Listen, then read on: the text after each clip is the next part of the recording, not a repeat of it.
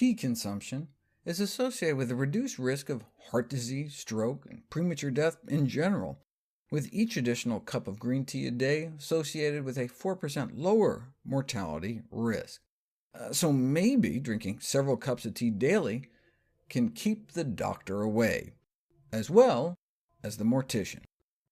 But what about cancer?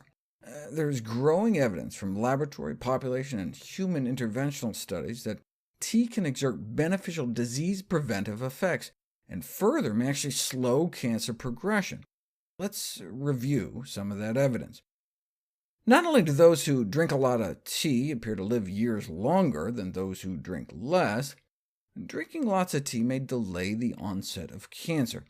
Now, these are in Japanese teacups, which only contain half a cup, so the highest category here is greater than or equal to 5 full cups of tea, not 10.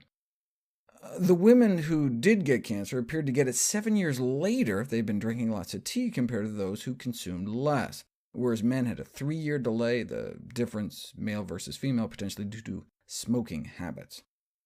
Green tea may be able to interfere with each of the stages of cancer formation: the initiation of the first cancer cell, promotion into a tumor, and then the subsequent progression and spread.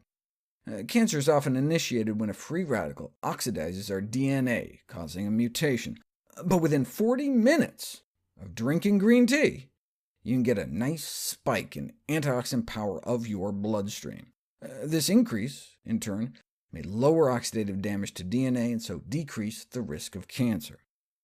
Furthermore, in terms of genoprotective effects protecting our genes, pre-existing oxidation-induced DNA damage was lower after drinking green tea, suggesting that it can boost DNA repair as well. But we didn't know for sure until now. There's a DNA repair enzyme in our body called OGG1, and within 1 hour of drinking a single cup of green tea, we can boost its activity. Though after a week of tea drinking, we can boost it even higher, so regular intake of green tea may have additional benefits in the prevention and/or repair of DNA damage.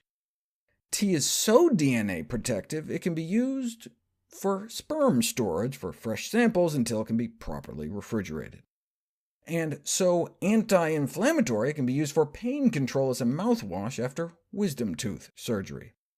And in terms of controlling cancer growth, at a dose of green tea compounds that would make it into someone's organs after drinking 6 cups of tea, it can cause cancer cells to commit suicide. Apoptosis, programmed cell death, while leaving normal cells alone. There's lots of chemo agents that can kill cancer through brute force, but that can make normal cells vulnerable too. So green tea appears to be potentially an ideal agent for cancer prevention. Little or no adverse side effects, efficacious for multiple cancers at achievable dose levels, can be taken orally. We have a sense of how it works by stopping cancer cells from growing, causing them to off themselves. It's cheap, and has a history of safe, acceptable use.